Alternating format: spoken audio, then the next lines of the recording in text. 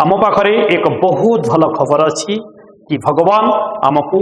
मनीष जन्म देइचंती एवं एक सुंदर माइंड देइचंती शरीर सहित एक सुंदर माइंड देइचंती जो माइंड रे असीम क्षमता अच्छी अनंत क्षमता अच्छी दिव्य शक्ति मध्य रही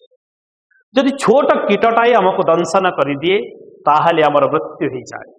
किंतु यही मनीष अर्थात आम्भे माने ए जगतर विशाल गजदंता हाथी हो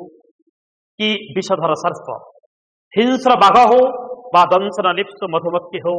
कि चंचलमणा मांकड़ भी हो ना कहीं समस्त को आमे यही मनीष किंतु पोषा मन पारे जेमिति समस्त जीवजंतु को पोषा मनइला परे आमर बुड़करा ही जानती